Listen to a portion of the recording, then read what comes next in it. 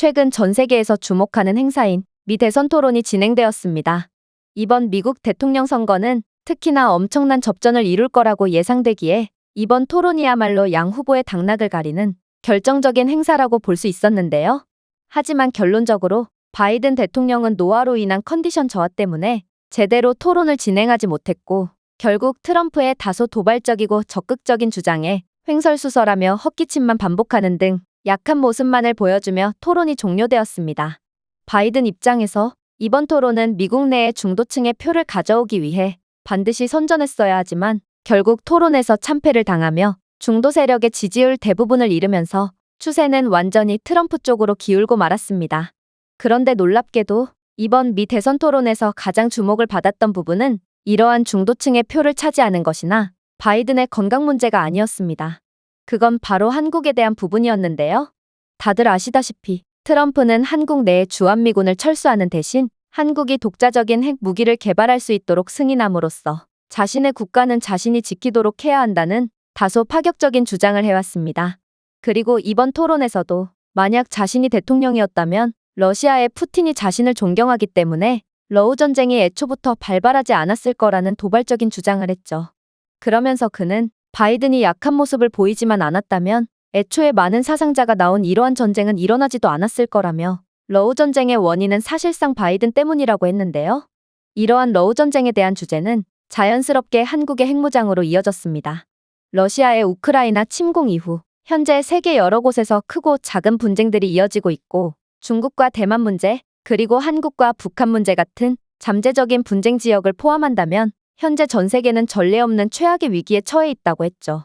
그러면서 트럼프는 만약 자신이 주장한 대로 한국이 핵무장을 하게 될 경우 이러한 잠재적인 분쟁은 물론이거니와 현재 발발하고 있는 모든 분쟁을 끝낼 수도 있다면서 자신이 일전에 언급했던 한국의 핵무장 발언을 더욱 공고히 하는 태도를 보여줬습니다. 그리고 이러한 그의 발언은 미국 백악관이나 국방연구소 등 여러 저명한 기관들이 내놓은 한국 핵무장 보고서와 비밀문서들과 결합되어 더욱 강력한 힘을 얻고 있다고 하는데요. 그렇다면 도대체 한국의 핵무장과 관련한 어떤 시나리오가 공개되었던 것일까요? 미국 안보의 핵심이자 최고의 권위를 자랑한다는 미국 국방전략연구소. 최근 이곳 연구소에는 한국과 관련한 주제로 회의가 열렸고 한국은 이대로 끝장이냐 아니냐는 다소 살벌한 갑론을박이 펼쳐졌다고 하는데요.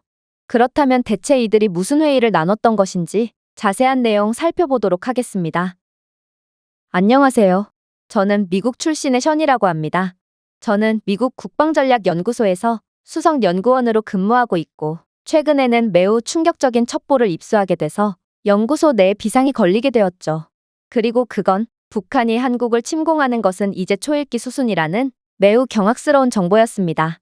사실 따지고 보면 지금과 같은 혼란한 상황에 이러한 소식은 그리 놀랄 것도 없긴 했습니다. 왜냐하면 한국은 현재 핵무장 국가가 되는 것이 예정된 수순일 뿐더러 얼마 전 북한에서는 정권을 뒤엎으려는 충격적인 시도까지 발생하는 등 그 어느 때보다 혼란스러운 상황을 마주하고 있거든요. 그리고 이러한 북한의 한국 침공에 대비하고자 저희 연구소와 국방부 측과의 고위관계자 회의가 열리게 된 것입니다. 국방부의 고위관계자는 북한의 한국 침공이 정말로 얼마 남지 않았다고 생각했는지 이내 충격적인 근거를 들며 연설을 시작했습니다. 북한의 한국 침공에 대한 신호는 도널드 트럼프 후보가 한국의 핵무장 관련 연설을 했을 때부터 관측되기 시작했습니다. 한국이 핵무장을 하게 된다면 북한 입장에서는 그야말로 한국에 대응할 만한 어떠한 무기도 없어지는 셈이고 따라서 북한은 궁지에 몰린 쥐가 고양이를 무는 행동을 할 수 있다는 것이죠. 북한은 한국의 핵무기 획득을 생존에 대한 직접적인 위협으로 생각할 수 있습니다. 한국이 핵무장을 할 것이라는 전망은 북한의 자체 핵의 가치를 약화시킬 수 있고 따라서 북한은 한국의 핵 능력이 완전히 작동하기 전에 이러한 인식된 위협을 무력화하기 위한 선제적인 군사행동을 취할 수 있습니다. 생각해보세요. 북한 정권의 가장 큰 관심사는 정권의 유지입니다. 그런데 핵무장된 한국은 힘의 균형을 한국 쪽으로 압도적으로 가져올 것이기 때문에 잠재적으로 한국과 미국이 북한에 대해 더 공격적인 정책을 추구하도록 보일 수도 있습니다. 따라서 북한은 미래의 완전한 핵무장국이 된 한국과 맞서는 것보다 한국의 핵무기가 아직 개발 중일 때 전쟁을 하는 것이 낫다고 판단하여 예방적 전쟁 교리를 채택할 가능성이 높다는 것이죠. 북한 쪽에서도 이러한 한국 기습은 몹시 합리적이지 않은 선택이라는 것을 잘 알고 있음에도 이들은 체제 유지를 위해 기꺼이 그러한 선택을 감내할 것입니다. 북한 정권은 핵무장한 한국의 임박한 위협의 이야기를 이용하여 내부 지지를 활성화하고 국내 문제에서 주의를 다른 곳으로 돌릴 것이며 결과적으로는 고양이를 무는 쥐의 역할을 마다하지 않을 가능성이 높죠. 그런데 안 그래도 이러한 불안정한 상황에 최근에는 더욱 암담한 소식이 들려왔습니다. 저희는 최근에 북한 내부적인 상황 때문에 이러한 북한의 한국 침공은 사실상 초읽기에 돌입했다는 내부 정보를 입수했거든요. 저희의 내부 정보에 따르면 북한의 인민들이 전 최고 지도자이자 김정은의 아버지인 김정일의 무덤에 폐기물을 뿌렸다고 합니다. 김씨 일가가 거의 신격화되고 있는 북한에서 이러한 행위는 신성모독과 다름이 없고 이는 매우 충격적이라고 볼 수 있는데요. 이 사건은 이제 북한 사람들이 정권 통제의 초석인 김씨 가문을 둘러싼 인간 숭배에 기꺼이 도전할 의사가 있다는 것을 보여줍니다. 또한 저희 측 정보원은 북한 이곳저곳에서 반체제적인 낙서와 구호들이 나타나고 있다는 것을 확인했는데요. 이 글들은 북한 정권의 부패, 억압, 그리고 정치 실패를 비난하고 있다고 합니다. 이는 정권의 권위와 선전에 대한 직접적인 도전이라고 볼 수 있죠.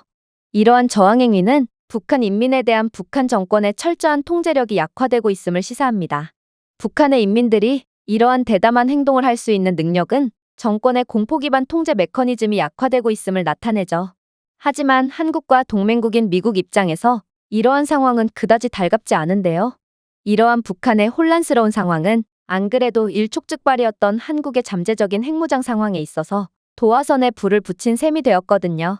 김정은 체제의 내부적 불안과 잠재적 위협을 고려할 때 저희는 북한이 한국을 의도적으로 도발하거나 침공하여 내부 문제에서 주의를 다른 곳으로 돌리고 정권의 권력을 공고히 할 가능성이 높다는 것을 예상할 수 있습니다.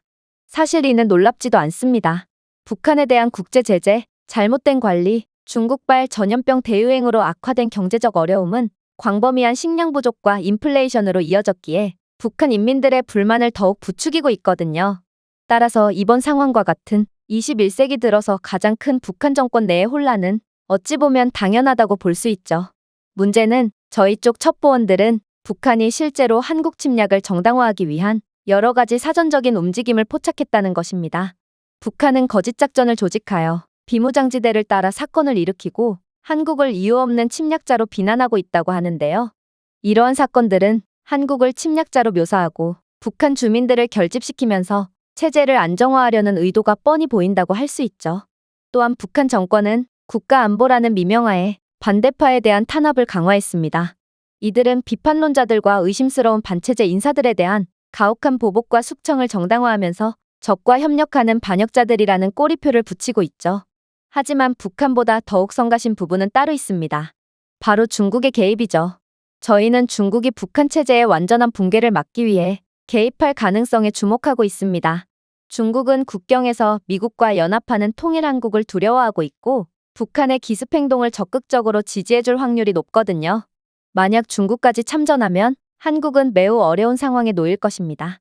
저는 이러한 충격적인 시나리오에 할 말을 잃고 말았습니다. 한국이 전쟁에 휘말리게 되면 사실상 미국도 자동 참전이고 그렇다면 세계는 또다시 혼돈의 소용돌이 속으로 빨려 들어가게 되거든요. 그러나 이러한 국방부 관계자의 합리적인 것처럼 보이는 주장에 연구소장님은 알 수 없는 표정을 지으시더니 이내 상상치도 못한 주장을 해오기 시작했습니다. 현재 북한이 위협적인 행동을 하고 있는 건 사실입니다. 그리고 북한 정권이 현재 체제 유지에 대한 심각한 위협을 느끼고 내부의 문제를 외부로 돌리려고 하는 것도 사실이죠. 그러나 결론적으로 북한은 절대로 한국을 침공할 수 없습니다. 30년 전이었다면 가능했을지 모르겠지만 지금 북한이 한국과 맞붙었다간 그건 전쟁이라고 부를 수도 없는 일방적인 학살쯤의 양상이 펼쳐질 거거든요. 그리고 이는 북한도 잘 알고 있죠. 한국의 국방력은 이젠 두말할 필요도 없는 세계 최강이라고 볼 수 있고 이들의 약점을 굳이 꼽자면 핵무기 비확산 조약에 가입에 따른 핵무기가 없는 국가라는 것밖에 없습니다. 그럼에도 북한이 체제 유지를 위해 억지로 한국을 침공하고자 할 때는 한국에 대한 핵개발 승인 명령이 떨어진 직후쯤이 되겠죠. 한국의 핵개발 소식은 안 그래도 혼란스러워진 북한 정권에 깊은 좌절감을 안겨다 줄 것이고 북한은 한국이 핵무기 연구에 필수 인력들을 투입했을 때를 노려 침공해 올 가능성이 높습니다. 하지만 한국은 전 세계가 예상하는 것보다 훨씬 더 빠른 시일 내에 핵 개발을 완료할 수 있는 국가로 북한의 이러한 선택은 최악의 실수가 될 것입니다. 북한은 한국이 핵무기가 없는 틈을 노렸다고 생각하겠지만 그 틈은 그들의 생각보다 훨씬 더 촘촘하기 때문이죠. 일단 현재 한국은 원자력 기반 시설과 기술에서 세계적으로 가장 발전된 나라 중 하나입니다. 이 강력한 기반을 바탕으로 한국은 매우 짧은 시간 안에 핵무기를 개발할 수 있는 잠재력을 보유하고 있죠. 한국은 많은 원자력 발전소와 연구용 원자로를 운영하고 있으며 이러한 시설들은 핵무기 개발로 전환할 수 있는 강력한 기반을 제공합니다. 특히 한국원자력연구원과 같은 기관들은 핵 개발에 필요한 기술과 세계적인 수준의 전문 지식을 보유하고 있어 핵무기 개발 과정을 빠르게 진행시킬 수 있죠. 물론 한국은 세계적인 R&D 강국으로 삼성, LG, 현대와 같은 글로벌 대기업들이 다양한 첨단 기술을 보유하고 있다는 점도 이 나라의 무궁무진한 가능성을 잘 보여준다고 볼 수 있는데요. 전 세계적으로 봤을 때도 민간 분야와 방산 분야 모두의 기술력이 탄탄한 상태에서 핵 개발이 진행된 사례는 거의 없고 이러한 한국의 기술적 전문성은 초기 연구 및 설계 단계를 전례 없는 속도로 신속하게 진행하는 데 큰 도움이 될 것입니다. 그러나 한국의 가장 무서운 점은 따로 있습니다. 한국은 현재 원자로에 접근할 수 있으며 잠재적으로 핵분열성 물질을 생산할 수 있는 능력을 이미 보유하고 있거든요. 이는 고농축 우라늄과 제처리 플루토늄의 신속한 생산과 정제를 가능하게 합니다. 이건 정말 놀라운 일입니다. 다른 국가들 같은 경우에는 핵무기를 만들기 위해 재료를 모으는 데만 상당한 시간이 걸리지만 한국은 원자력 강국답게 핵 개발 시작과 동시에 발전소에서 나온 상당한 양의 핵물질에 접근할 수 있으며 이는 한국으로 하여금 핵무기 개발은 그야말로 식은 죽 먹기라는 사실을 여실히 보여줍니다. 결국 한국은 현재의 핵물질과 고도로 발전된 기술만으로 매우 짧은 기간 내에 핵무기를 개발할 수 있습니다. 북한은 아무리 고도로 발전된 한국이라도 핵 개발에 최소 몇 년은 걸릴 거라고 예상하고 있지만 한국은 한 달, 만약 전시 상황 같은 매우 급박한 상황이라면 몇 주만 해도 핵무기를 개발해낼 수 있는 잠재력을 가지고 있습니다. 즉, 북한이 만약 오판으로 인해 한국을 침공한다면 그 즉시 북한이라는 영토 자체가 지도상에서 영구히 지워지고 말 거라는 것이죠. 심지어 저희 연구소에서 자체적으로 조사한 바에 따르면 이렇듯 북한 정권이 혼란을 겪고 있는 상황은 오히려 한국의 이익이 된다는 결론이 나옵니다. 체제 붕괴 위기에 몰린 북한은 한국을 침공함으로써 내부를 단결하려고 하기는커녕 아예 군을 통제하는 중앙집권적 지휘구조가 붕괴될 가능성이 높거든요. 많은 군인과 장교들이 반란에 직면하여 귀순하거나 보직을 포기하고 중국으로 도망갈 것이고 이는 한국에 대한 군사적 위협을 더욱 약화시킬 수 있습니다. 또한 남아있는 북한인들마저도 정권이 무너지면 군대의 사기와 충성도는 떨어질 것이고 응집력 있는 리더십이 없으면 대규모 작전을 조정하고 수행할 수 있는 군의 능력이 현저히 떨어져 한국에 대한 위협이 줄어들 것입니다. 그리고 그렇게 된다면 한국 입장에서는 절호의 기회가 되겠죠. 더 이상의 응집력이 없는 북한과 국경을 맞대게 된 한국은 통합된 방위태세를 갖게 되어 북쪽의 위협으로부터 방어할 필요가 점점 사라지게 될 것이기 때문입니다. 또한 북한에 의한 지정학적 긴장을 상당 부분 해소한 한국은 지역 및 국제 문제에서 더 강력한 목소리를 내며 동북아에서 더 영향력 있는 국가로 부상할 수 있습니다. 이에 핵무장까지 하게 된 한국은 사실상 아시아의 패권국으로 발돋움하며 더 많은 영향력을 행사할 수 있을 것이 분명합니다. 연구소장은 이쪽 분야의 전문가답게 몹시 논리적인 연설을 마쳤습니다. 그러나 국방부 관계자는 어이가 없다는 듯 고개를 가로저을 뿐이었죠. 그렇다면 중국은 어떻게 할 거죠? 북한이 움직이는데 중국이 가만히 있을 리는 없고 따라서 당신의 북한만 움직인다는 주장은 가정부터가 잘못되었다고 할 수 있습니다. 실제로 중국은 한국의 핵무장을 가장 견제하고 두려워하는 존재로 북한에 의해 마지못해 참전하는 것이 아닌 북한을 대리인으로 세워 적극적으로 전쟁에 참전하려는 움직임을 보이고 있기도 하죠. 중국이 참전한다면 양상은 당신이 가정한 대로만 흐르지는 않을 거란 말입니다. 하지만 국방부 관계자의 다소 날선 비판에도 연구소장은 너무나도 여유롭게 웃을 뿐이었어요. 그리고 이내 충격적인 말을 건네왔죠. 아니요, 당신은 완전히 잘못된 생각을 하고 있습니다. 중국이 한국의 핵무장을 반대하고 또 한국을 견제하기 위해 핵무장을 하기 전에 침공을 감행한다고요? 그건 한국 핵무장에 대한 논의 초반에나 그랬지. 지금의 중국은 한국의 핵무장을 반대하고 있지 않습니다. 오히려 중국은 슬그머니 한국의 눈치를 보며 한국의 고개를 숙이고 들어가는 기이한 움직임까지 보이고 있죠. 실제로 중국은 몇 년간이나 중지됐던 한국과의 회담을 개최하는 등 전과는 완전히 다른 행보를 보이며 한국에 아부를 하는 듯한 모습을 보이고 있거든요. 그도 그럴 것이 그동안은 한국의 핵무장이라는 문제 자체가 그다지 현실적이지 않았지만 이제는 한국의 핵 개발에 대한 계획이 어느 정도 구체화되고 매우 현실성 있게 된 상태입니다. 그래서 중국도 한국의 핵무장의 여파에 대한 연구가 완벽히 된 상태일 겁니다. 이젠 중국도 한국이 핵 개발이 가능하게 된다면 당장 한 달 안에도 핵무기를 만들 수 있다는 것을 인지했고, 만약 중국이 한국과의 전쟁을 핵무기가 만들어지는 한 달 안에 끝내지 못할 시에 한국은 전쟁을 치르면서도 핵무장을 단숨에 완료하고 유사시 중국 본토로 수천 발의 핵미사일을 날려서 중국을 쑥대밭으로 만들 수 있다는 사실을 그 누구보다 잘 알게 되었죠. 당연히 중국이 한국을 한 달 안에 끝낼 수 있다는 결론이 나오면 중국은 의심할 여지 없이 한국을 침공할 것이고, 오히려 한국은 대만보다도 앞선 중국의 주요 타겟이 될 가능성이 큽니다. 그러나 중국이 한국을 한 달 만에 끝낼 수 있을까요? 최근 들려오는 정보에 따르면 중국은 한국을 한 달 내에 끝내기는커녕 오히려 한국이 중국을 압도할 수도 있다는 결론이 도출됩니다. 그건 바로 한국이 최근에 개발한 신형 무기 때문이죠. 한국은 최근 전 세계로 수출되고 있는 첨단 재래식 무기뿐만 아니라 다양한 무기의 연구 개발을 게을리하지 않고 있고, 이러한 강력한 기술을 토대로 또 다른 놀라운 무기를 만들어냈거든요. 그건 바로 전자기 펄스 기술 발전입니다. EMP 기술 덕분에 한국 국방력은 방어 및 공격 능력에 강력한 차원을 더했습니다. EMP 무기는 전자 시스템과 인프라를 무력화하도록 설계되어 직접적인 물리적 파괴 없이 전략적 이점을 제공하죠. 이러한 EMP 무기는 적의 전자 및 레이더 시스템을 무력화하여 조기 경보 및 미사일 방어 시스템을 작동하지 않도록 하는 첫 번째 공격으로 사용될 수 있습니다. 그리고 이것은 최소한의 요격과 최대의 영향을 보장하는 다음 핵 공격에 대한 최적의 창을 만들죠. 따라서 중국군이 한국 침공을 시작한다면 한국은 EMP 미사일을 배치하여 중국 지휘통제소를 목표로 하고 무력화시킬 수 있습니다. 이것은 중국군의 조정을 방해하여 그들의 작전의 혼란과 지연을 야기할 것이고, 한국은 그 틈에 미사일 공격이나 핵 공격으로 전쟁의 시작과 동시에 중국 본토를 즉각적으로 초토화시킬 수 있겠죠. 이뿐만이 아닙니다. EMP 무기는 중국의 감시용 드론, 위성, 정찰기를 무력화하여 중국의 눈을 완전히 멀게 하고 한국 방어에 대한 정보 수집 능력을 제한하는 데 사용될 수 있거든요. 이건 중국에 매우 치명타로 작용할 수 있습니다. 중국은 대만과의 문제 때문에 이러한 정보 수집 능력을 집중적으로 키워왔거든요.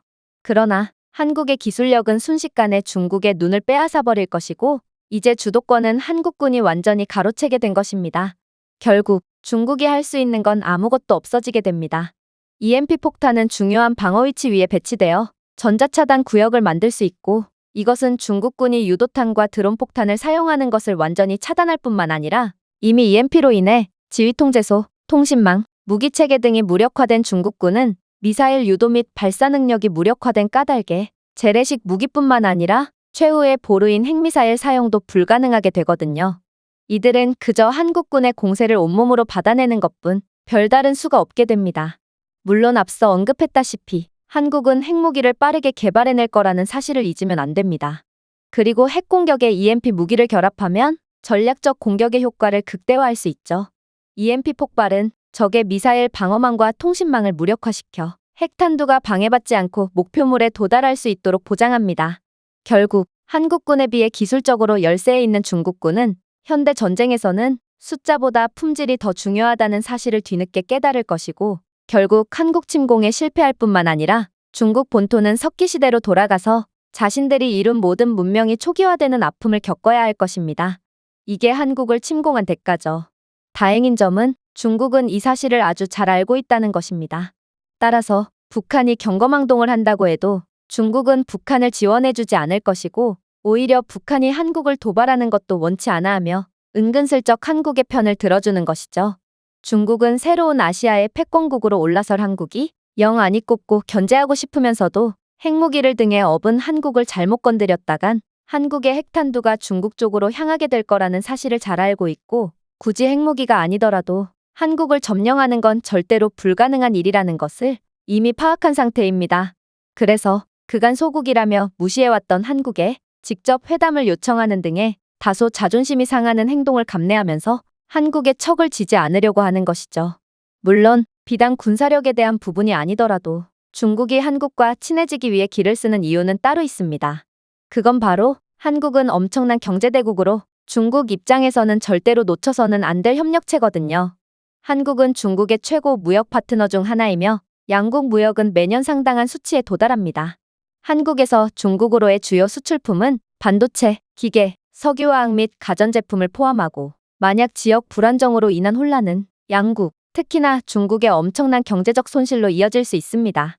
왜냐하면 상당한 외교력을 자랑하고 있는 한국에는 선택지가 많지만 미국의 관세 폭탄을 맞고 사실상 국제 왕따가 된 중국에는 사실상 선택지가 없다고 볼 수 있거든요. 따라서 많은 중국 산업이 한국 공급망과 깊이 통합되어 있는 상태에서 중국은 절대로 경거망동할 수 없습니다. 전자제품, 자동차 부품 및 기타 첨단 기술 제품의 부품은 한국에서 오고 있고 이제는 중국에 이러한 첨단 제품 수출을 해줄 나라가 점점 더 줄어들 것이 확실시되는 상황에서 한국과 척을 지게 된 중국은 생산과 경제 성장에 엄청난 영향을 미치게 될 거거든요. 사실 이러한 현상은 국제사회를 돌아봐도 쉽게 이해할 수 있습니다. 기술적으로 우위에 있는 국가는 선택권이 있고 그렇지 못한 국가는 끌려다닐 수밖에 없거든요. 그리고 공교롭게도 그 전자의 예가 한국, 끌려다니는 후자의 예가 중국이라고 볼 수 있습니다. 한국은 삼성과 SK하이닉스와 같은 회사들이 중추적인 역할을 하는 반도체 제조의 세계적인 리더지만 중국의 아직 성장하는 기술 산업은 스마트폰, 컴퓨터 및 기타 전자장치를 위해 한국 반도체에 의존하고 있는 게 현실이거든요. 즉, 한국과의 관계 악화로 인해 반도체 공급이 불안정해지면 중국의 기술 성장에 크나큰 악영향을 미칠 것이고 그렇게 된다면 안 그래도 경제위기 속에 저성장의 늪에 빠진 중국은 아직 잘 쳐봐야 중진국임에도 마이너스 성장을 하게 되는 대참사가 날 수도 있습니다. 또한 한국은 동아시아에서 핵심적인 경제 중심지 역할을 한다는 것도 중국이 핵을 등에 업고 더욱 부상할 한국에 숙이고 들어갈 수밖에 없는 이유가 될 수 있습니다. 한국의 안정은 지역 경제 안정에 기여하고 중국의 광범위한 경제이익에 도움이 되죠. 물론 중국뿐만 아니라 아시아 국가들 모두는 아시아 패권국으로 발전할 한국에 있어서 더욱 조심스러운 태도를 취할 수밖에 없습니다. 이제 한국의 항구는 세계 해운 항로의 중요한 노드가 될 것이고 분쟁은 해상무역을 방해하여 세계 공급망에 영향을 미치고 결과적으로 자국의 무역 흐름에 영향을 미칠 수 있거든요. 따라서 중국도 계산기를 두드려본 결과 핵무장으로 인해 동아시아의 패권국으로 발돋움할 한국의 눈치를 보고 슬슬 비위를 맞추며 숙이는 편이 낫다는 결론을 내리게 된 것입니다. 물론 우리는 중국이나 북한의 혹시 모를 돌발 행동까지는 예상할 수 없으니 한국도 완전히 긴장의 끈을 놓아서는 안 되겠죠. 하지만 결국 지금의 한국은 조금의 틈조차 없는 세계적인 강대국이 된 상태고 이러한 한국의 강력함은 결국 스스로를 지키고 라이벌 국가로부터의 존경심을 이끌어내고 있습니다. 도대체 어떤 나라가 이 나라에 선제 공격을 가할 수가 있을까요? 한국은 이제 지정학적 갈등에 휘둘리지 않는 완전한 국가가 되었고 이 나라가 핵무장을 하게 된다면 지금보다도 몇 배나 더 강력해진다는 것은 모두가 아는 사실이겠죠? 한국이 결국 미국을 초월하는 최강국의 자리에 오를지는 모르겠지만 결국 미국의 최후방국인 한국이 국제무대에서의 영향력이 높아지는 것은 미국 입장에서도 통제가 되지 않는 적을 완벽하게 견제할 수 있는 좋은 기회가 될 것입니다. 연구소장의 말에 회의실 내부에 있던 모든 고위 관계자들은 고개를 끄덕이며 수긍하는 모습을 보였습니다. 만약 한국이 약한 국가였다면 핵무장은 오히려 이 나라의 독이 되었을 수도 있겠지만 한국은 핵무장을 감당할 수 있을 만큼 강력한 나라가 되었고 이제는 그 날개를 전 세계에 활짝 펼 때가 오지 않았나 하는 생각이 들기도 하네요. 안녕하세요. 저는 중국 출신의 웨이천이라고 합니다. 현재 저는 미국 최고의 공과대학인 MIT에 재학 중이며 세계 최강국인 중국에 걸맞은 인재가 되기 위해 열심히 공부 중에 있죠. 몇몇 사람들은 왜 세계 최강국인 중국에서 학업을 이어나가지 않고 굳이 미국에서 공부를 하는 거냐고 반문할 수도 있을 것 같은데요. 그건 제 아버지 때문입니다. 사실 제가 어렸을 때는 중국에서 아버지만큼 중화사상에 진심인 사람이 없을 정도였는데 무역업에 종사하시며 전 세계를 돌아다닌 아버지는 날이 갈수록 그러한 사상이 약해지셨죠. 급기야 아버지는 넓은 세계를 돌아다녀 보니 중국은 국가 자체가 조작된 비정상적인 국가인 것을 깨달았다며 발전을 위해서는 반드시 해외로 나가라며 제가 해외로 유학 가기를 강조하셨는데요.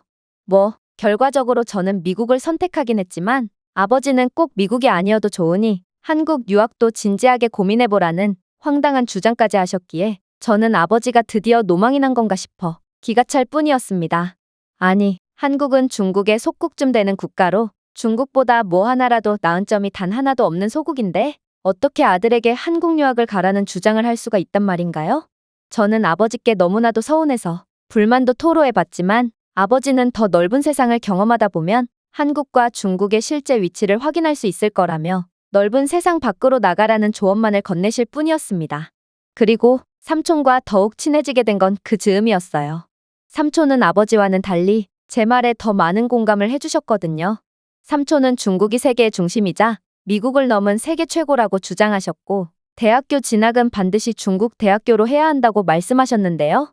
심지어 삼촌은 중국 인민해방군에서도 장성급 고위직에 몸담고 계셨기에 삼촌의 이러한 말씀은 더더욱 믿음이 갔습니다.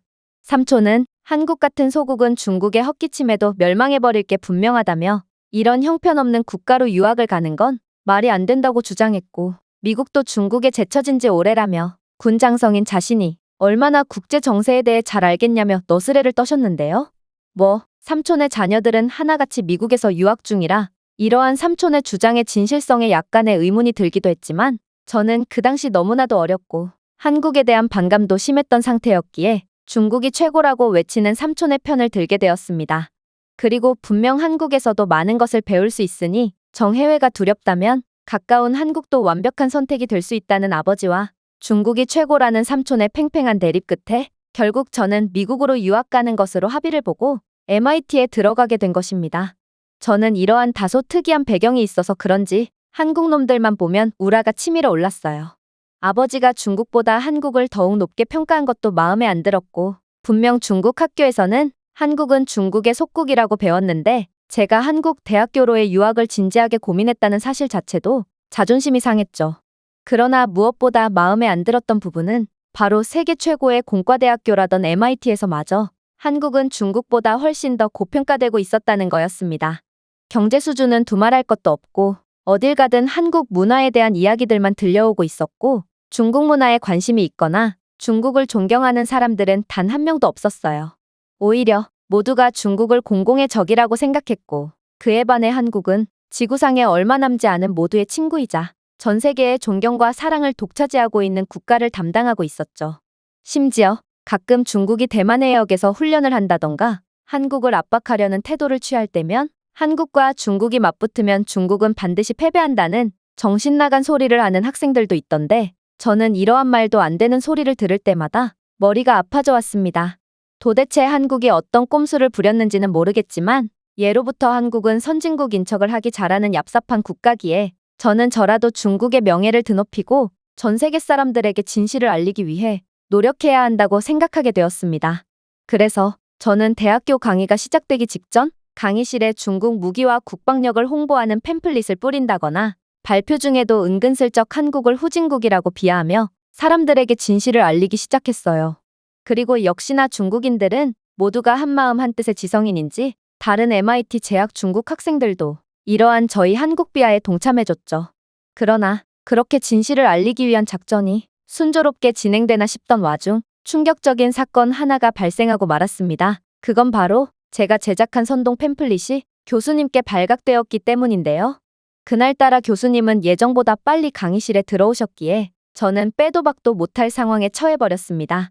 그리고 교수님은 제 팸플릿을 보고 짐짓 심각한 표정을 지으시더니 이내 놀라운 제안 하나를 건네오시더군요. 이봐요, 중국 학생. 이런 날조와 선동이 포함된 글은 중국에서나 통하지. 미국에서 이런 식의 타국을 무작정 비하하는 수준 낮은 글귀는 전혀 먹히지 않습니다. 또한 MIT 내에 차별금지 학칙에 의거하여 학생은 지금 당장 퇴학을 당할 수도 있죠. 그러나 저는 학생에게 기회를 드리겠습니다. 제 양력을 봤으면 아실 테지만 저는 교수로 활동하기 전에 미국 최고의 방산회사에서 근무했었고 지금도 최고의 방산 기술자들과 소통을 하고 있는 중이죠. 그리고 이런 제가 봤을 때 학생은 팸플릿에 한국의 국방력을 터무니없이 평가절하했다는 것을 확인할 수 있습니다. 만약 학생이 정말로 떳떳하다면 학생이 작성한 한국 비방글에 대한 제 반박을 방어해보세요. 오늘 수업에 참여한 학생들 입장에서도 요즘 전 세계에서 가장 중요하다고 해도 과언이 아닌 이러한 동아시아 정세와 국방 문제에 대해 공부하는 건 전혀 손해가 되지 않을 것입니다. 하지만 만약 중국 학생이 제 반박에 제대로 대응하지 못한다면 저는 학교 측에 이러한 학생의 불법 선전물을 정식으로 신고할 것입니다. 저는 교수님의 말을 듣고 속으로 쾌재를 불렀습니다. 아니, 저희 삼촌이 중국 인민해방군의 장성 출신인데 어떻게 삼촌 밑에서 많은 것들을 배워온 제게 국방 지식으로 덤빌 수가 있단 말인가요? 심지어 교수님은 금방이라도 쓰러질 것 같은 백발의 노인이었기에 저는 이번 기회야말로 미국 최고의 명문대 교수님을 완전히 꺾고 중국의 강력함을 전 세계에 알릴 좋은 기회라고 생각했습니다.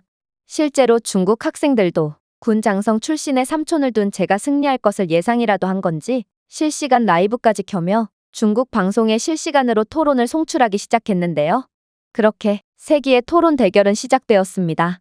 저는 팸플릿에 적은 대로 한국의 형편없는 국방력에 대해 읊기 시작했어요. 교수님은 그저 십수년 전에 방산업계에서 물러나셨을 뿐이지만 저희 삼촌은 중국 인민해방군의 장성으로 중국의 국방력에 일조하고 계십니다. 그런 삼촌 밑에서 자라온 제가 교수님보다 더 많은 것을 알고 있는 건 어떻게 보면 당연한 거 아닙니까? 일단 한국의 대표격 미사일인 현무 미사일은 사거리가 최대 500km로 중국 본토를 타격하기에는 터무니없이 적은 사거리를 갖고 있습니다. 그러나 중국의 미사일 기술은 한국 같은 기술 후진국과는 차원이 다릅니다. 중국의 DF-21 미사일만 해도 약 1500km의 사거리를 가지며 항공모함과 대형 해군 함정을 목표로 설계되었기에 명중률도 상당하거든요. 또한 괌킬러로 알려진 DF-26 중거리 탄도미사일은 태평양에 있는 미군 기지를 포함하여 최대 4000km 떨어진 목표물을 타격할 수 있습니다. 즉, 중국 입장에서는 본토에서 미사일만 날려도 기술 후진국 한국과의 전쟁에서 승리할 수 있다는 것이죠. 그러나 중국은 한국을 그런 식으로 상대하지 않을 것입니다. 중국은 H-20 스텔스 폭격기라는 최강의 무기를 개발해냈고 스텔스 탐지 기술 자체가 없는 한국 전역을 완전히 폭격하며 속전속결로 한국을 끝내버릴 거거든요.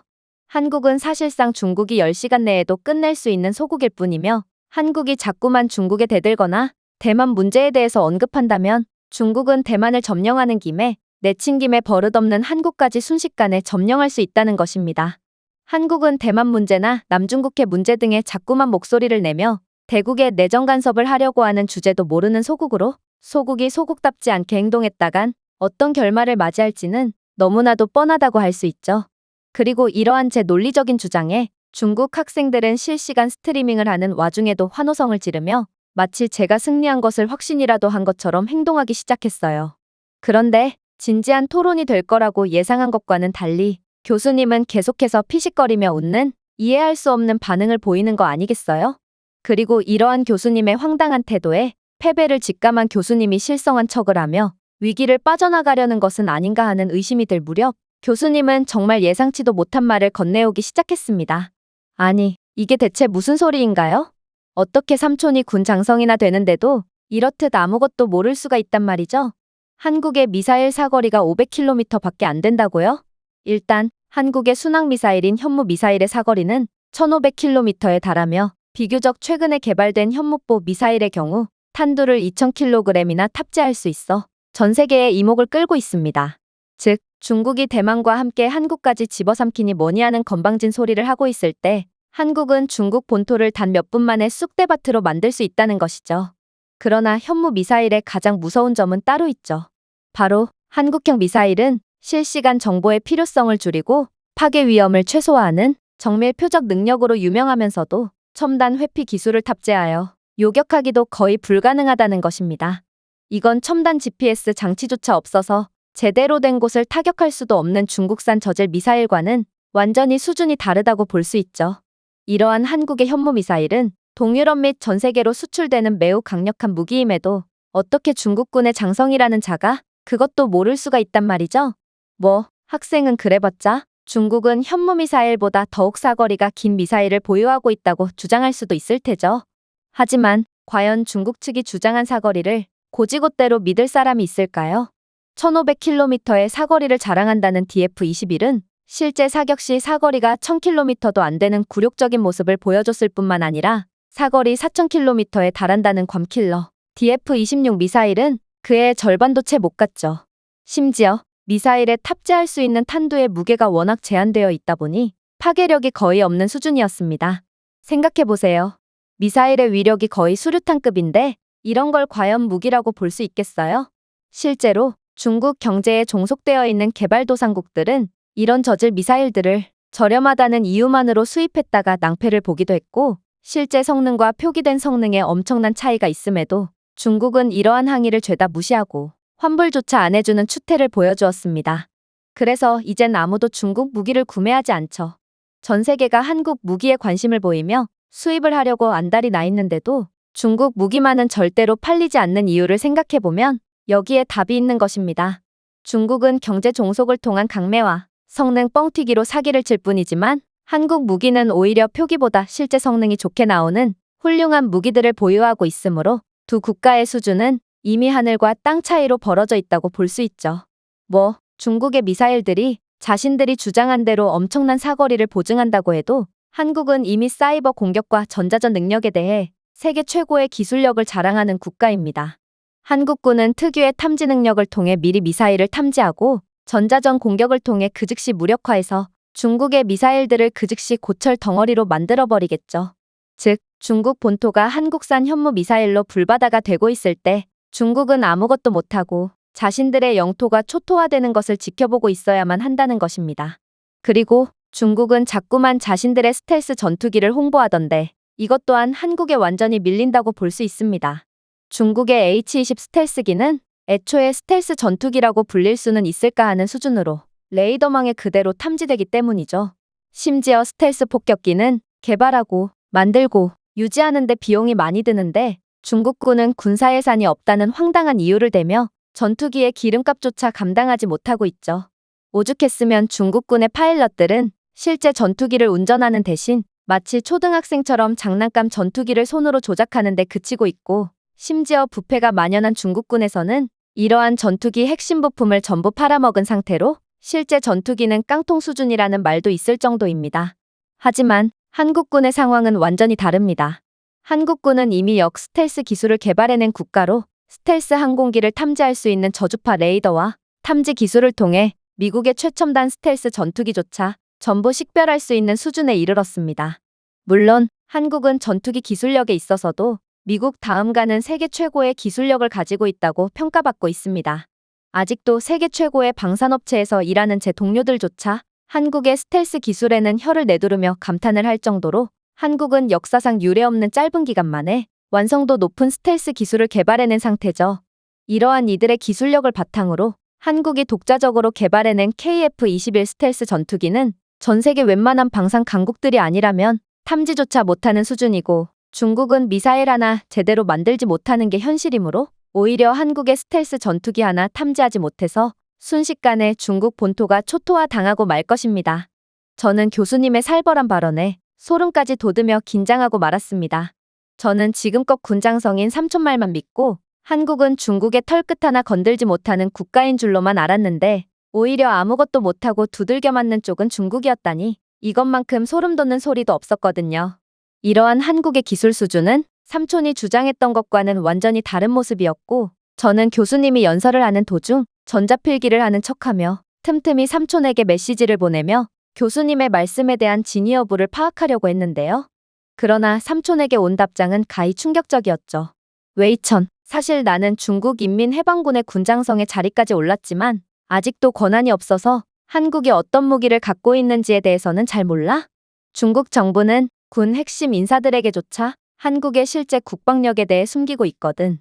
나는 그저 중국 언론을 통해 보고 들은 부분을 내게 그대로 말해준 거지. 그러나 중국인들은 몹시 화끈하고 저력이 있는 민족 아니겠니?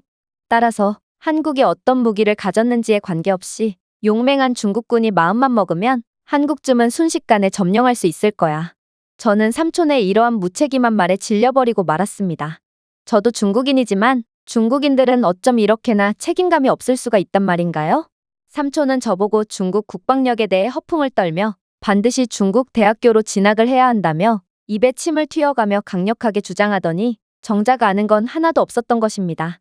또한 인생 전부를 중국 국방에 갈아 넣은 중국의 핵심적인 국방 전문가라는 사람이 백발의 교수의 연설에 대해 전혀 반박을 할 수 없는 허접한 논리만을 갖고 있다니요. 심지어 군 장성이라는 사람이 한국뿐만 아니라 중국이 가진 무기의 실체에 대해서도 아예 모르고 있다니 저는 중국의 폐쇄성에도 큰 실망을 할 수밖에 없었습니다. 아무래도 중국 정부 또한 한국에겐 기술력으로 안 된다는 것을 어렴풋이 알고 있기에 이러한 극단적인 폐쇄성으로 중국군의 사기를 간신히 유지하는 것 같아 보이기까지 했습니다. 그러나 여기서 멈출 수는 없었습니다. 이 토론은 제 학교 생활이 걸려있을 뿐만 아니라 중국 학우들은 중국 본토에 라이브 스트리밍까지 하고 있었거든요. 이들은 제게 한껏 기대를 거는 눈빛을 보내며 무슨 말이든 해주길 원하고 있었습니다. 그리고 이러한 막중한 부담감 때문인지 저는 삼촌의 메시지 내용을 그대로 읊는 치명적인 실수를 해버리고 말았습니다. 요즘 같은 시대에 무기의 성능이 그렇게 중요한가요? 중국인들은 매우 용맹하고 저력이 있는 민족입니다. 한국 같은 겁쟁이들이 살고 있는 국가가 아니라고요. 따라서 한국이 아무리 기술적으로 강력한 면모를 보이더라도 두려움 따위를 모르는 중국군이 공격을 가한다면 순식간에 점령당해버릴 것이 분명합니다. 그러자 교수님은 마치 자신이 못 들을 말이라도 들었다는 것처럼 인상을 한껏 찌푸리더니 이내 상상치도 못한 말을 건네오기 시작했어요. 학생의 논리는 정말 터무니가 없군요. 학생은 분명 한국의 기술 수준을 비하하며 한국은 중국의 기술력을 따라올 수가 없다고 주장했습니다. 그런데 상황이 불리하니 갑자기 저력이니 정신력이니 하는 말도 안 되는 소리를 하다니 중국 학생들의 논리는 정말 하나 같군요. 제가 강의하는 다른 수업에서도 중국인들은 꼭 한국을 비하하곤 했는데 제가 현실을 말해주자 반박은 못하고 중국은 세계의 중심이라느니 중국인들의 정신력은 세계 최강이라느니 하는 이해할 수 없는 주장만을 해댔거든요. 그러나 학생의 논리가 형편없더라도 기꺼이 응해드리죠. 사실 저는 한국과 매우 밀접한 관계를 가진 적이 있거든요. 저는 마른 침을 꼴깍 삼킬 뿐이었습니다. 이 토론은 14억 중국 인민들이 보고 있었고 저로서는 도저히 져서는 안 되는 싸움이었거든요. 그런데 교수님은 대체 어떤 주장을 하려고 하길래 호흡까지 가다듬는다는 말인가요? 그리고 마침내 교수님의 연설이 시작되자마자 저는 그야말로 까무러칠 수밖에 없었습니다. 사실 저는 베트남전 참전용사 출신입니다. 제가 방산업체에서 근무했던 이유도 이러한 베트남전 참전에 대한 강렬한 기억 때문이라고 할 수 있죠. 저는 노병으로 제 시절은 같지만 베트남에서의 기억은 아직도 또렷합니다. 아니, 그때만 떠올리면 늙은 몸에서 청년으로 되돌아간 것처럼 신체뿐만 아니라 정신까지 아주 또렷해지죠. 제가 다소 뜬금없게 베트남전 이야기를 꺼내는 이유는 아주 명확합니다. 그건 바로 중국 학생이 정신력이라는 주제를 언급했기 때문이죠. 자, 저희 연합군이 한국군을 처음 봤을 때는 정말 실망 그 자체였습니다.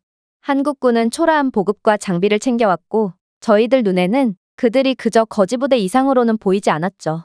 심지어 연합군들 중에는 한국의 국기가 어떻게 생겼는지 아는 사람도 거의 없었기에 그들이 가져온 태극기는 그저 부대의 마크인 줄 알았습니다. 그리고 이런 듣도 보도 못한 군대까지 파병오다니 이제 베트남전도 승산이 없다고 느껴 사기가 떨어지기까지 했어요. 하지만 찢어지고 해진 군복을 입고 상처투성이에 소총을 메고 온 한국군은 전투가 시작되자마자 완전히 달라졌습니다. 교수님은 여기까지 말씀하신 뒤 잠시 목을 축이셨는데요. 아무래도 참전에 대해 엄청난 존경의 분위기가 있는 미국이기에 학생들 모두는 교수님의 전쟁 경험 이야기에 홀린 듯 경청했지만 오직 저만은 교수님의 연설에 집중할 수가 없었습니다.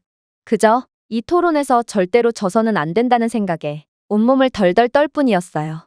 그러나 교수님은 저 따위는 안중에도 없다는 듯 그대로 연설을 이어나가셨죠. 일단 이것부터 짚고 넘어가죠. 한국군의 베트남전 후반기 작전에서의 교환비는 1대 100이었다는 것을 말이죠. 즉, 한국군이 1명 전사할 때 베트콩들은 100명이 전사했다는 것입니다. 한국군은 이런 미친 전투력을 바탕으로 전장을 접수해 나갔습니다. 그들의 참전은 오랫동안 교착 상태에 빠져있던 많은 분쟁의 전환점이 되었습니다. 몇 년 동안 질질 끌었던 전투가 갑자기 그들의 개입으로 저희 연합군에게 유리하게 변했거든요. 한국군의 전략적인 통찰력과 맹렬한 투지는 몇 번이고 저희에게 유리하게 전세를 바꾸었습니다.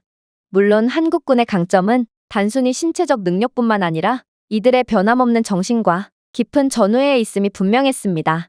한국군은 정말 상상도 할 수 없는 희생정신을 보여줬고 결국 이러한 듯도 보도 못한 군대가 모든 동맹군으로부터 얻은 존경은 그 누구에게도 견줄 바가 없었죠. 그리고 저는 실제로 한국군의 용맹함과 깊은 전우애를 직접 경험한 뒤 저는 종교가 없음에도 한국군을 신으로 숭배하게 되었습니다.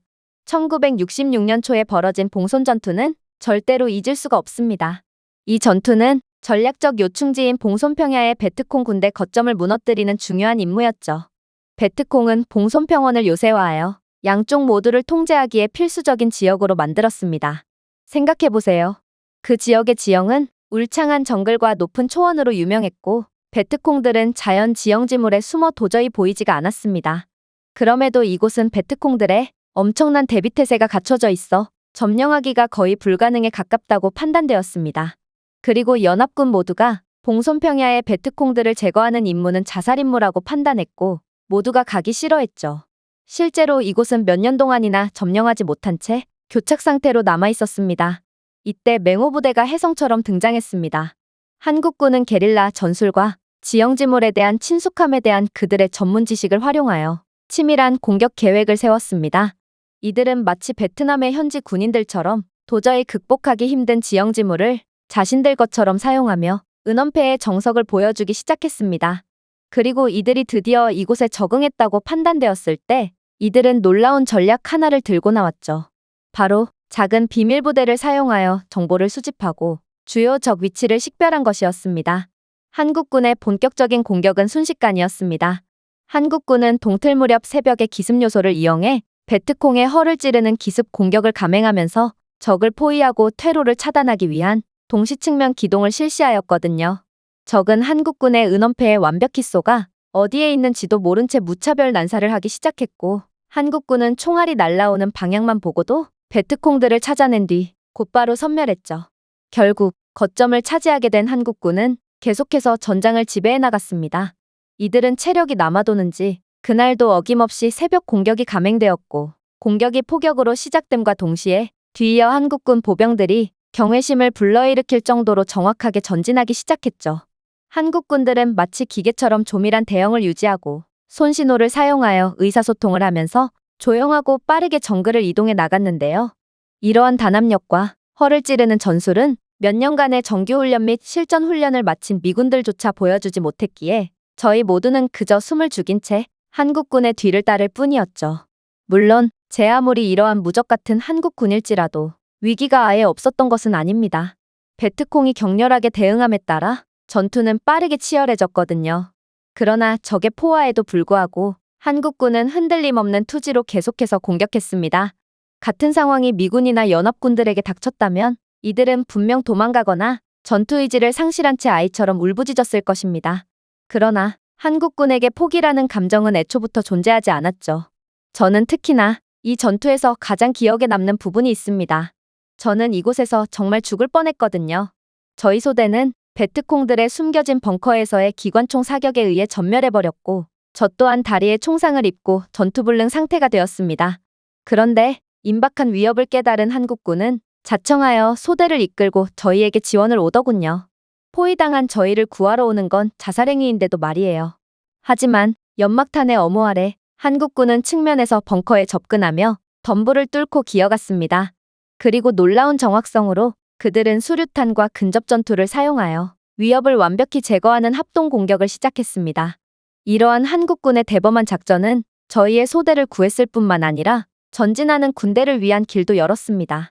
결국 이 작전을 시작으로 저희 연합군은 몇 년간이나 교착 상태였던 평원을 밀고 나가기 시작했습니다. 베트콩 부대는 한국군의 기가 막히는 임기응변과 동료를 절대로 버리지 않는 전우애에 압도되어 요새화된 진지를 버리고 퇴각할 수밖에 없었습니다. 그야말로 한국군 사단의 끊임없는 공격과 전략적 명석함이 도저히 끝날 것 같지 않던 불가능해 보였던 봉손 전투의 결정적인 승리를 이끈 것입니다. 이 승리는 그 지역에서 적의 작전을 크게 방해했고 연합군의 사기를 북돋아 주었습니다. 베트남전의 막강한 한국군을 돌아보면서 저는 지금의 한국군 또한 이 막강한 유산을 간직하고 있다고 확신합니다. 한국군은 불굴의 정신과 선진화된 능력으로 어떤 위기나 시련에도 잘 대처할 수 있는 능력을 갖추고 있습니다. 베트남전에서 그들의 역할을 결정지은 용맹과 힘은 오늘날에도 한국군을 특징짓고 있으며 어떤 갈등도 승리로 이끌 수 있는 강력한 정신으로 남아 있습니다. 하지만 중국군은 어떤가요? 아니, 중국군은 대체 무엇을 보여줬는지부터 묻겠습니다. 한국 전쟁 당시 탈영률 1위, 전쟁 이탈률 1위를 차지한 것이 바로 중국군입니다. 중국군은 역사적으로도 도망과 배신으로 점철된 비겁한 군대라는 것입니다. 그런데 어떻게 이런 군대를 보고 정신력이니 저력이니 하는 말도 안 되는 미사여구를 가져다 붙일 수가 있단 말인가요? 오히려 지금의 중국은 그때보다도 훨씬 더 분열되었고 여러 소수민족에 대한 탄압 때문에 중국 내 분열은 상상 이상으로 큰 상태입니다. 즉, 중국은 실전에 투입되면 정신력을 보여주기는커녕 중국 정부에 불만이 있었던 소수민족들의 반항으로 인해 오히려 아군끼리 교전을 하며 서로를 죽일 것이 분명합니다. 중국군은 그야말로 오합지졸과 다름이 없다는 것이죠. 교수님의 말에 저는 도저히 반박할 말이 떠오르지 않아 그저 새빨개진 얼굴을 부여잡으며 눈물만 흘릴 뿐이었습니다. 그야말로 저는 완전히 패배한 것이고 더 나아가 이건 한국에 대한 14억 인민의 패배와 다름이 없었습니다. 그 후로도 교수님은 여러 말씀을 하셨지만 정신을 차릴 수가 없던 저는 아무것도 기억을 할 수가 없었습니다. 그리고 수업이 끝난 후 MIT 중국 동문회에서 존경을 받던 저는 왕따로 전락해 있었죠. 토론에서 진대가는 가혹했고 그렇게나 저를 응원하던 중국 학생들은 이제 저보고 쓸모없는 존재라며 인민의 수치라며 얼굴에 침을 뱉고 집단 폭행까지 서슴지 않았습니다. 그리고 제 SNS 계정 또한 라이브 스트리밍을 보고 있던 중국 인민들의 분노에 찬 악플로 뒤덮여서 도저히 정신을 차릴 수가 없었죠. 저는 중국을 위해 제 한 몸을 바치려 했지만 이기적이고 능력도 없는 중국인들은 그저 욕할 대상이 필요할 뿐이었던 것입니다. 저도 마찬가지였지만 이들이 날조와 조작을 하면서까지 한국을 욕하는 것도 마찬가지의 이유겠죠. 남을 험담하고 욕하면서 자신들의 자존감을 올리고 유익거리로 삼는 게 바로 중국 민족의 특징이니까 말입니다. 저는 이제야 더 넓은 세상을 경험해보라던 아버지의 말씀이 이해가 갔습니다. 삼촌은 그저 우물한 개구리였을 뿐이고 저는 세계를 경험한 후 중화사상을 버리게 된 아버지의 말씀을 들었어야 했던 것입니다. 그러나 때는 이미 늦었고 저는 인민의 수치이자 MIT라는 명문대에서 퇴학을 당하기 일보 직전에 놓인 상태일 뿐이죠. 여기 한국 남자들은 총 한 번 제대로 쏴본 적 없는 연약한 사람들이라고 주장하며 비웃는 외국인이 있습니다. 그런데 그는 우연한 기회로 한국 아저씨가 사격을 하는 장면을 목격하게 되었고 그 즉시 경악을 금치 못하고 말았다고 하는데요.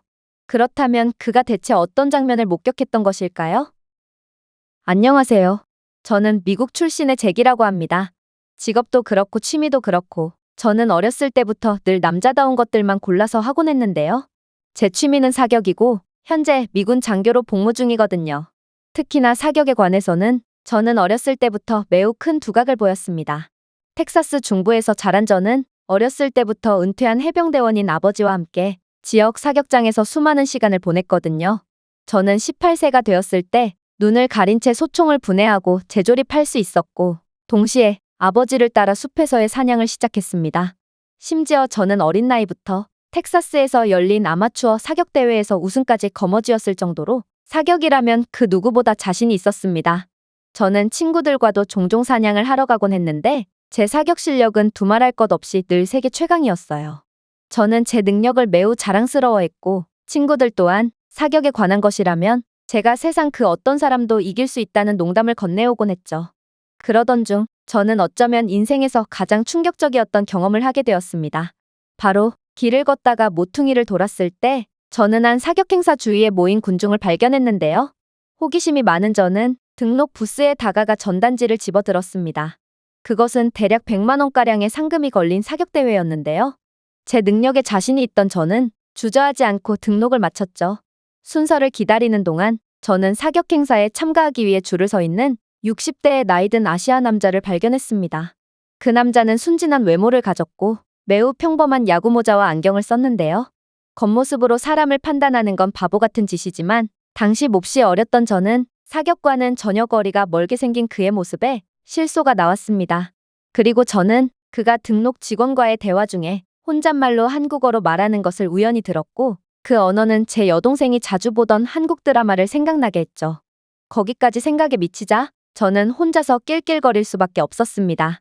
가끔 미국의 총기 사건이 뉴스에 보도될 때 뉴스는 한국의 예시를 보여주곤 했는데요.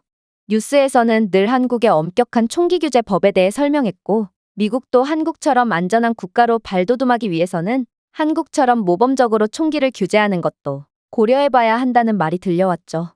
이 말은 대부분의 한국 남성들은 총을 쏘기는커녕 총 자체를 만져본 적도 없을 거라는 생각을 갖게 하기 충분했고, 따라서 한국인 아저씨가 혼잣말로 중얼거렸던 것처럼 저도 가까스로 웃음을 참으며 중얼거렸습니다.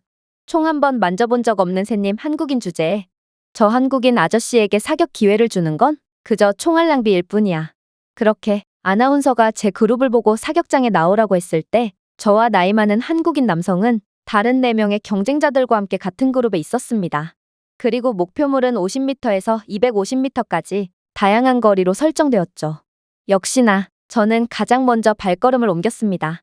저는 제공된 22구경 소총을 집어들고 자세를 잡고 발사했는데요.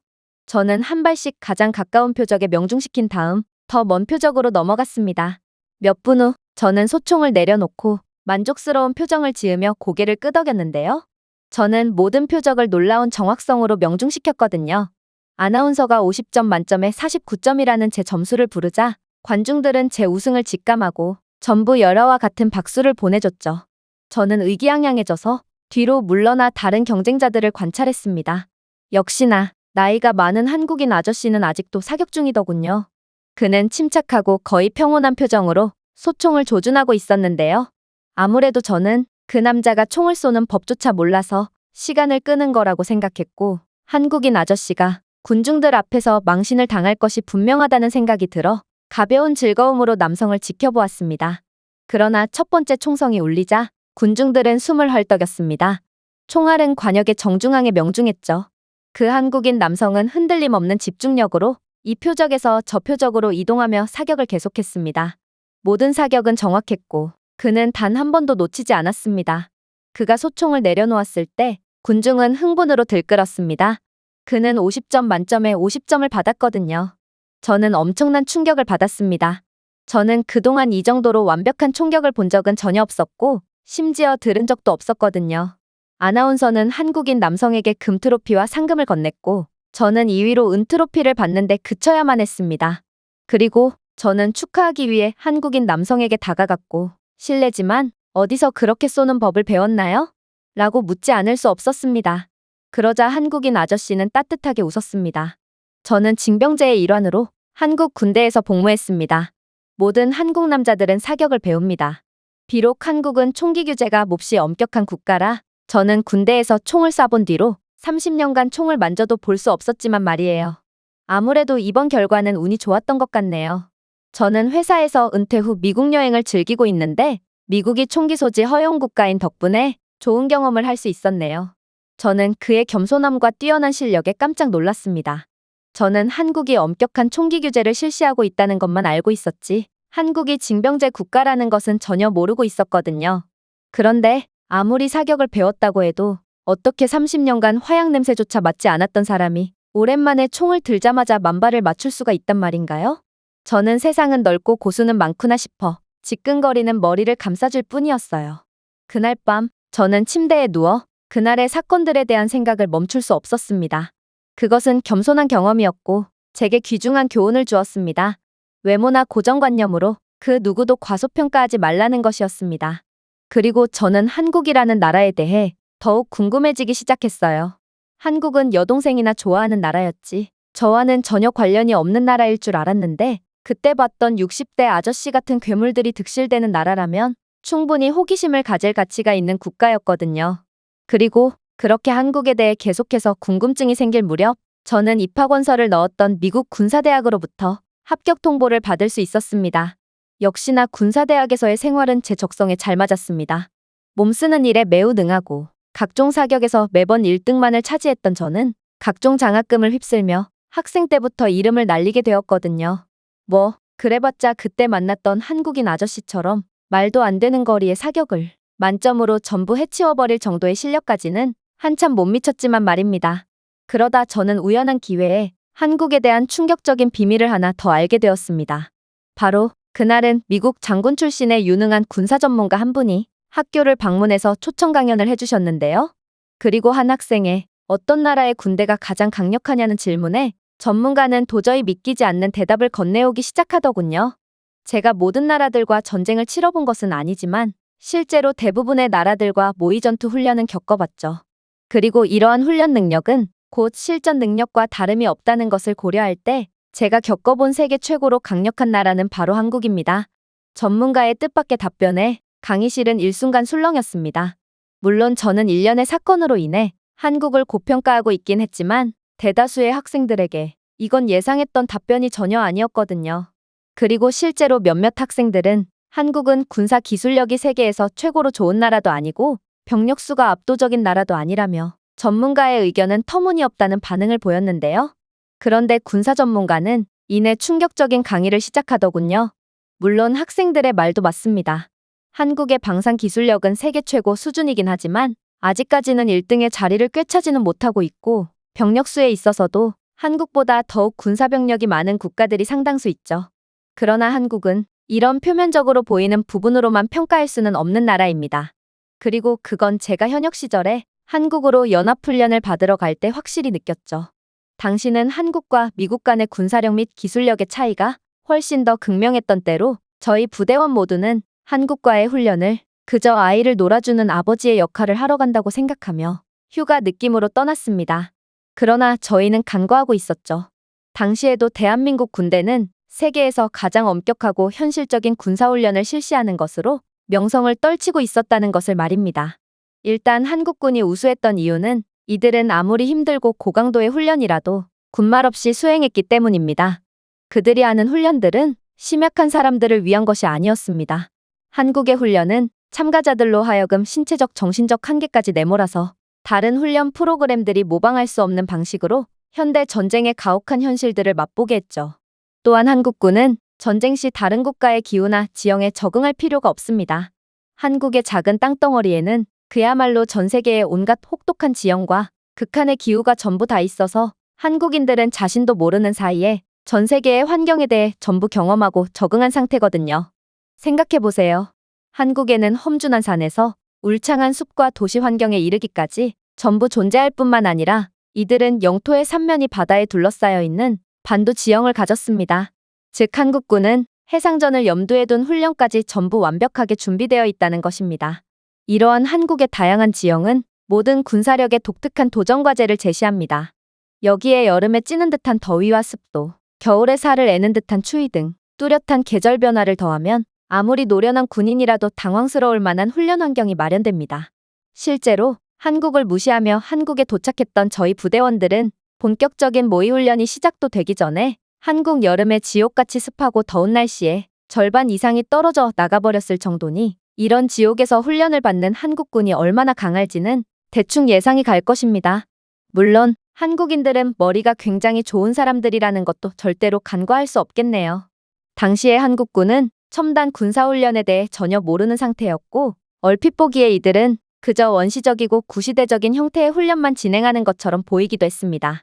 그러나 막상 실전에서 경험한 한국군은 잠재적인 실제 교전을 모방한 현실적인 전투 시나리오를 강조했다는 것을 알 수 있었어요. 수륙양용 상륙작전부터 도시전, 그리고 대난민 작전에 이르기까지 이 훈련들은 군인들이 빠르게 적응하고 압박 속에서 신속한 결정을 내리고 부대로서 원활하게 움직일 것을 요구했습니다. 이러한 훈련의 현실성과 강도는 전투 능력을 상당히 향상시켰습니다. 군인들 모두는 상상할 수 있는 가장 강력한 시뮬레이션 시나리오에 직면했기 때문에 현대 분쟁에 예측할 수 없는 본질에 점점 더 잘 대처하게 되었죠. 결과적으로 저희 부대는 한국군을 얕보고 제대로 된 준비를 하지 않고 훈련에 참여한 대가를 톡톡히 치르게 되었습니다. 저희는 세계 최강의 미군답지 않게 당시 군사 후진국쯤으로 여겨졌던 한국군에 의해 충격적인 패배를 당해야 했거든요. 그러나 역설적으로 저희는 한국에서의 훈련 덕분에 미래의 불확실성에 더 강하고 더 탄력적이며 더 잘 대처할 수 있는 능력을 갖게 되었습니다. 그리고 한국군이 개발한 훈련 방법을 미군에도 도입하는 등 한국군은 절대로 얕잡아봐서는 안 되는 존재로 인식하기 시작했죠. 교수님의 말씀에 한국을 의심했던 인원들은 일동 조용해졌습니다. 사실 저는 세계 최고라고 불리는 미군에서도 그것도 장군 출신의 군사 전문가가 미군이 아닌 다른 국가의 군대를 칭찬하는 건 난생 처음 봤기에 더더욱 한국에 대해 깊은 인상을 가지게 되었습니다. 제가 어렸을 때 만난 당연하다는 듯 사격을 만발로 끝내버린 한국인 아저씨는 한국에서는 그저 발에 채이도록 볼 수 있을 만큼 흔했던 것입니다. 그런데 대부분의 학생들이 전문가의 강의에 수긍하는 듯한 반응을 보였지만 오직 한 명만큼은 완전히 다른 반응을 보이기 시작했어요. 그건 바로 중국계생도 첸이었는데 그는 그래봤자 요즘 같은 최첨단 시대에 병사 개개인의 전투 능력 따위는 중요하지 않다며 날선 비판을 이어갔죠. 전문가님의 견해는 너무 구시대적입니다.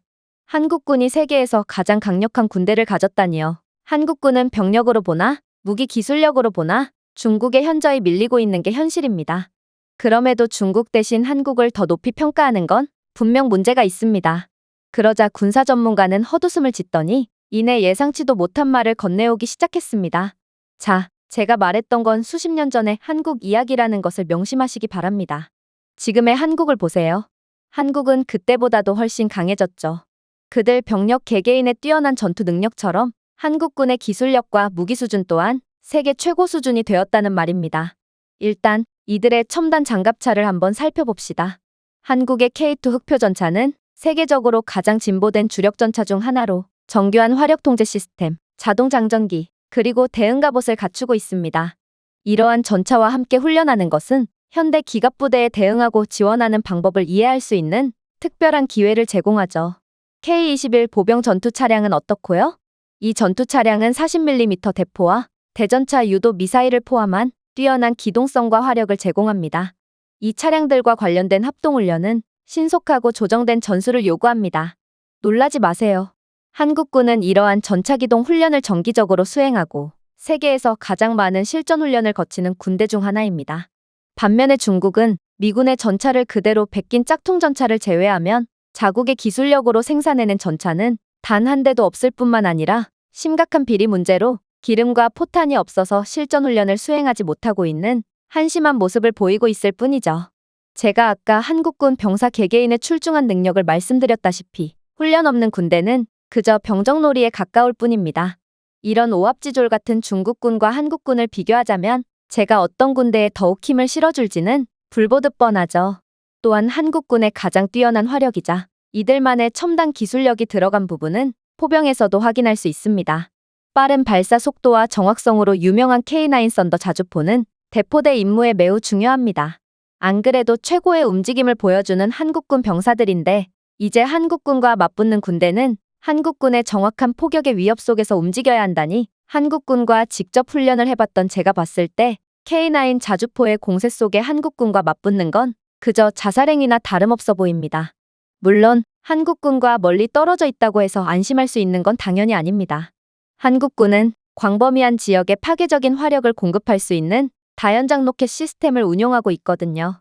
이는 원시적인 형태의 병력만을 가지고 있는 군대가 사용해도 큰 위협이 될 테지만 그렇게나 독종이었던 한국군이 이러한 최첨단 무기들을 직접 개발하고 생산해내는 기술력까지 갖게 되었다니 저는 이 나라의 군대를 제압할 방법이 있긴 한 건가 싶은 생각마저 듭니다. 그렇다면 수많은 최첨단 군사장비를 총동원해서 이런 한국 무기들을 찍어 누르면 되는 거 아니냐는 소리를 하실 수도 있습니다. 그러나 한국군은 세계 최고의 방공 능력을 가지고 있다는 것을 간과하면 안 되죠. 천궁은 강력한 방공 기능을 제공하는 한국의 중거리 지대공 미사일 시스템입니다. 그 누구든지 한국의 상공을 위협하는 세력이 있다면 한국은 그러한 침입자를 언제든지 격추할 준비가 되어 있죠. K-30BO는 어떻고요? 이 무기는 30mm 쌍포와 유도탄을 결합한 자주식 대공무기 체계로 저공비행 항공기와 드론에 대한 가공할 방어력을 제공합니다. 즉, 한국군의 가장 큰 단점이 기술력 부족이었던 예전이었으면 몰라도 지금의 한국군의 허점은 단 한 군데도 없고 오히려 한국군의 강점은 최첨단 기술력이라고 불리고 있는 게 현실입니다. 제 아무리 병력수가 많은 중국이라고 해도 한국의 최첨단 무기체계 때문에 애초에 한반도 안으로 들어오지도 못하고 들어온다고 해도 제가 예전에 봤던 지옥의 군대가 기다리고 있을 텐데 어떻게 중국이 한국의 위라고 볼 수 있겠습니까? 군사 전문가의 대답에 채는 표정이 급격하게 일그러졌고 그렇게 전문가의 한국 내차는 그 후로도 계속되더니 강의는 끝나버렸습니다. 전문가의 논리적이고 명쾌한 한국군에 대한 설명에 모두가 한국군의 강력함을 인정하게 되었지만 오직 중국계생도 챗만은 그러한 현실을 인정하지 못하고 연신 한국은 군사 후진국이니 허수아비 군대라느니 하는 무의미한 비난만을 이어나갔는데요. 그리고 얼마 안가 그런 체넥의 한국군을 직접 확인할 기회가 주어지게 되었습니다. 저는 곧 군사학교를 졸업 후 미군 장교로 임관했는데 우연히 첸과 같은 부대에 소속되게 되었거든요. 그리고 공교롭게도 저희는 한국으로의 훈련 파견 명령을 받게 되어 함께 한국으로 가게 되었습니다. 저는 이 훈련의 엄청난 강도에 대해 보고받았지만 저희 부대는 미군의 가장 정예적인 부대 중 하나라는 사실에 여전히 자신감에 차있긴 했습니다. 그러나 첸은 말로는 한국군을 모조리 쓸어버릴 것처럼 말하더니 한국에 점점 도착할수록 겁먹은 새끼 강아지처럼 몸을 바들바들 떨어댔죠. 그런데 마침내 한국의 훈련장에 다가갔을 때 저희는 일동경악을 금치 못하고 말았습니다. 한국의 넓고 험준한 지형은 저희가 아직 직면하지 못한 어려움을 암시하고 있었거든요. 하지만 저는 장교로서의 책임을 다하기 위해 가까스로 정신을 가다듬었어요. 제 아무리 우수한 한국군이라지만 미군은 한국군에 비해 비교 우위에 있는 군사장비를 가지고 있었거든요. 이건 분명 해볼 만한 싸움이었죠. 저희는 일단 수륙양형 공격에 이어 한국군이 주둔한 지역을 탈환하는 지상 작전 시뮬레이션을 진행하기로 했고 그렇게 착륙선에 탑승하여 기습적으로 모해 교두보로 향했습니다. 하선할 준비를 하세요. 저는 배가 바위 해안에 긁히자마자 명령했습니다. 부대원들이 즉각적으로 쏟아져 나왔고 재빨리 교두보를 확보했습니다. 저희는 철저히 훈련한 덕분에 몇 분 안에 방어 경계를 구축하고 내륙으로 진입하기 시작했습니다. 한국의 들쭉날쭉한 절벽과 울창한 수풀의 지형은 작전을 수행하기 어렵게 만들었지만 저희는 훈련받은 대로 꾸준히 나아갔습니다. 그런데 갑자기 일련의 폭발이 숲을 뒤흔들었습니다. 모해 박격포탄이 저희 쪽에 쏟아졌고 저는 즉시 부하들에게 엄호하라고 명령했습니다. 한국군의 포병이 저희에게 집중되었고 K9 썬더의 밝은 섬광이 먼 산등성이에서 보였습니다. 저는 한국군의 지형을 이용한 창의적인 공격의 혀를 내두르면서도 즉각적으로 근해에 주둔하고 있는 미해군 구축함에 모의대포 사격 지원을 요청했습니다. 이 와중에 첸은 장교로서 자신의 부대원들을 이끌어야 하는 책임을 다하지 못하고 그저 모의포탄의 굉음에 겁을 먹고 엎드려서 벌벌 떨고 있기만 했는데요. 저는 그런 첸에게 정신을 차리라고 윽박을 질렀지만 패닉에 빠진 그는 계집아이 같은 소리를 지르며 다시금 자신이 타고 왔던 착륙선에 타기 위해 물속으로 숨어 들어갈 뿐이었어요. 하지만 저는 그런 한심한 첸에게 많은 시간을 투자할 수가 없었습니다. 제가 지원 요청을 한 덕분에 모의포탄이 한국군의 진지를 강타했음에도 불구하고 새로운 위협이 나타났거든요. 한국군의 수륙양용 돌격차와 아파치 헬기가 한국군 보병을 울창한 숲으로 내려 저희 부대원들의 퇴각을 막고 포위하기 시작한 것입니다. 그야말로 한국군에겐 모든 공격이 의미가 있었고 숨겨진 뜻이 있던 거였죠. 저희는 생각지도 못한 열세의 상황에도 격렬하게 싸웠지만 한국인들은 저희의 모든 움직임을 예상했습니다. 대한민국 보병은 그 험준한 지형을 자신들에게 유리하게 활용하여 기발한 매복을 설치하고 K-21 보병 전투 차량을 사용하여 약점을 빠르게 재배치하고 보강했습니다. 제가 돌파구를 찾았다고 생각할 때마다 대한민국 보병은 압도적인 화력으로 반격했죠. 브라보 2호, 저는 브라보 1호입니다. 저는 라디오로 전화를 걸었습니다. 항공 지원이 필요합니다. 하지만 반응은 암울했습니다. 안 됩니다, 브라보 1. 우리 드론은 작동이 중단되었고 아파치는 전자적 간섭으로 인해 작동이 불가능합니다. 알고 보니 한국군은 지대공 미사일 시스템과 전자전 부대를 배치하여 미국의 항공 지원을 사실상 차단했던 거였습니다. 첸이 부대원들을 버리고 도망간 까닭에 저는 다시 조직을 꾸리느라 귀중한 시간을 낭비해야 했고 결국 뒤늦게 목표를 향해 마지막 공격을 감행했습니다. 저희는 촘촘한 대형으로 숲속을 이동하며 기총과 기관총으로 정확한 사격을 하며 한국군들을 제압했습니다. 그러나 한국군 포병들은 계속해서 저희에게 포탄을 퍼부었고 한국군의 707 대대는 거침없는 반격을 시작했습니다. 하지만 불리한 상황은 이뿐만이 아니었습니다. 잠시 후 K2 흑표 전차들이 숲으로 굴러들어가 120mm 대포로 저희의 저항을 완전히 없애버렸거든요. 그렇게 압도적인 화력에 맞서지 못한 저희 부대는 좁은 계곡을 향해 후퇴할 수밖에 없었습니다. 그러나 707 대대가 함정을 깔아뒀던 곳이 바로 이곳이었습니다. 그들은 드론과 적외선 센서를 이용해 저희의 움직임을 추적하고 연합 공격을 펼쳤습니다. 파격적인 전쟁의 달인 한국 특수부대가 게릴라 전술과 막강한 화력으로 저희 부대를 압도하며 사방에서 접근했습니다.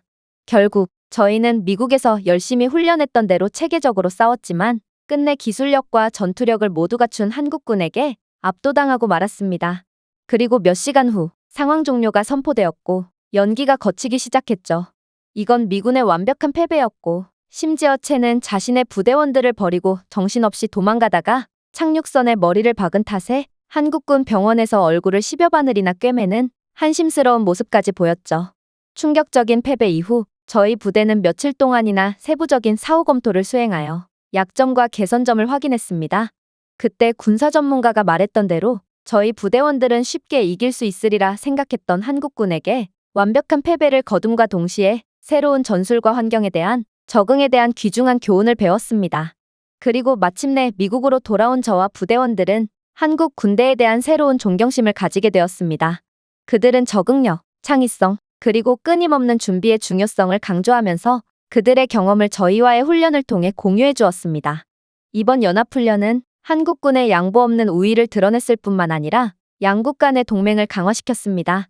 그리고 전 세계가 지켜보는 가운데 한국과 미국의 동맹은 불 속에서 만들어졌고 전장에서 시험대에 올랐으며 어떠한 도전에도 맞서 단결할 것임이 분명해졌습니다.